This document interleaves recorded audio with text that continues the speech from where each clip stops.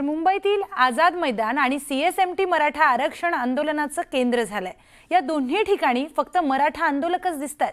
CSMT तर मराठा आंदोलकांचा निवाराच झाल्याचं पाहायला मिळतंय। छत्रपती शिवाजी महाराज टर्मिनस आणि आझाद मैदान आता मराठा आरक्षण आंदोलनाचं पॉवर हाऊस झालंय। आझाद मैदानात आमरण उपोषण करणारे मनोज जरांगे पाटलांनी आतापर्यंत अंतरवाली सराटीतून अनेक आंदोलनं केली आहेत। मात्र आता पहिल्यांदाच जरांगे पाटील यांनी मुंबईचं मैदान मारलंय।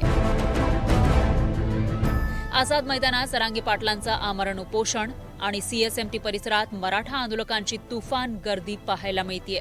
इथंच अनेक आंदोलक थांबलेत, त्यामुळे याच ठिकाणी उघड्यावर अंघोळ उरकण्याची वेळ त्यांच्यावर आलीय। सीएसएमटी परिसरात फक्त मराठा आंदोलक आणि त्यांची वाहनं दिसतायत। सीएसएमटीच्या बाहेरच नव्हे तर आतमध्येही मराठा आंदोलकांनी आसरा घेतलाय।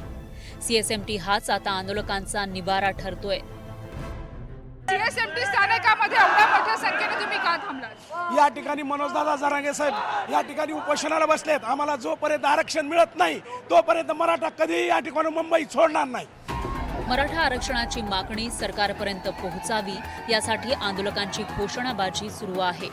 काही आंदोलकांनी तर मुंडन करून डोक्यावर भगव्या अक्षरात मराठा आरक्षण लिहून सर्वांचं लक्ष वेधून घेतलं। आझाद मैदान, सीएसएमटी आणि मरीन ड्राईव्ह हा सर्व परिसर मराठा आंदोलकांनी व्यापून टाकलाय। मरीन ड्राईव्हला तर एका बाजूला समुद्र आणि दुसऱ्या बाजूला मराठा आंदोलकांची गर्दी हे दृश्य पाहायला मिळतंय।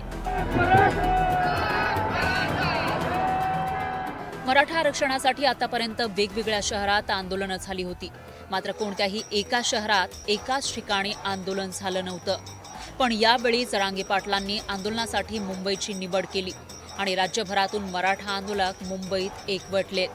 परिणामी आझाद मैदान आणि सीएसएमटी मराठा आरक्षणाच्या आंदोलनाचं पॉवर हाऊस झालंय असं म्हटल्यास अतिशयोक्ती ठरणार नाही। संतोष गोरे, न्यूज 18 लोकमत, मुंबई।